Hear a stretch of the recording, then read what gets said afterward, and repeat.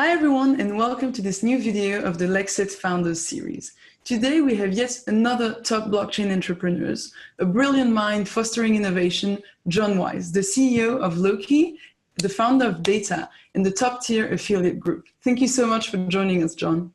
Thank you. So, John, you are an engineer with a very impressive career in kart racing. You were actually already an innovator in this field, and now you have 1 patent, 3 patents pending, and 18 in the drafting process. So maybe I think being such an innovator might be one of the reasons why you started Loci in 2014. Can you explain us what that is and what's your aim with Loci? So Loci is a platform for innovation discovery, for novelty discovery, for staking your invention at the prior art stage on the blockchain, and ultimately will be a marketplace for being able to buy and sell the very idea, right? Ideally, we would be able to get to a place where we can sell ideas without needing to wait for a patent, without needing to wait for an examination. And without having a subjective analysis or a subjective valuation attached to it. Mm-hmm. So it seems like you are very familiar with this whole process of intellectual property. So in the traditional way of trading intellectual property, what would be like the trajectory of an entrepreneur who wants to sell an idea in the traditional way? Sure. So in order to kind of explain that, I'll walk somebody through what it takes to file a patent and then get to value, right? Get to a point.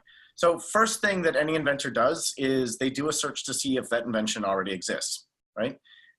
This is shrouded in subjective analysis. It's shrouded in semantics around the name, around the words used, the language, the classifications, all of that.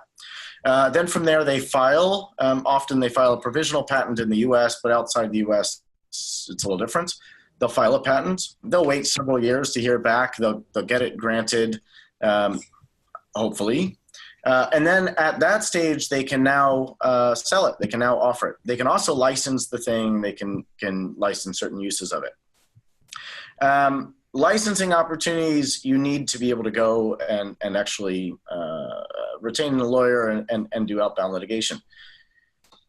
The reason I bring all this stuff up is that what a patent actually grants an inventor is very misunderstood. A patent doesn't give somebody the right to make money off of it. It doesn't give somebody the right to manufacture it. It doesn't give somebody the right to gain market share or anything along those lines. What a patent actually gives the right for is the right to fight for it, the right to defend it. Defending it can be outbound and inbound, and also allows somebody to claim exactly what that thing is and then be able to sell it.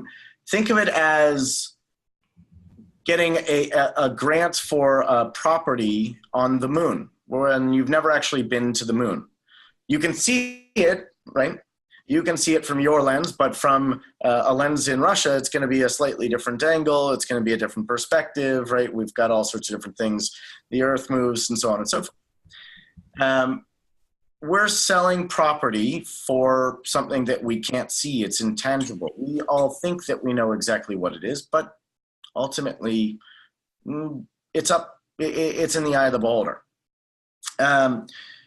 It's very difficult to sell. It's very expensive to sell. It's very, very, very difficult to value. And a lot of the time when you're going to sell something, a company could easily just discredit you. In many respects, right? They can just say, well, look, we don't need to buy your thing. We can just knock it out and show that or prove that there is no value for actually having a patent. So you can end up losing it all. It's dangerous. It's scary. It's very scary. And so this is a very scary process indeed, to actually get it. And then once you have it, is it possible to sell it? How would that work? Yeah, so selling it really comes down to retaining legal counsel often. Currently, it comes down to retaining legal counsel and then going out and pitching it to a bunch of people. Actually being a salesman, putting on your salesman boots, right? Which is also how do you know? Huh? And how do you know to which people to sell it to? How do you know where to go? It's nearly impossible to do. You can do market analysis, you can do white space analysis, you can do competitive analysis. But what we're ultimately asking somebody that is a technical person that has come up with a technical patent is now to change everything about what they do and put on their selling hat, right? And go and do exactly that. Determining other uses from an objective perspective, right, is really hard. It's a long, drawn-out process. So the current process is to retain legal counsel often, go out, sell the thing, come up with your own understanding of who could benefit, what other uses there would be, or even all of the uses, and either license it to other people in other industries that won't be impacting you, which is just like rental, or actually selling the thing in totality, in entirety to another business or another competitor. Thank you so much, John, and thank you to our viewers for this video of the Lexit Founder series. We hope to see you in the next one. Goodbye.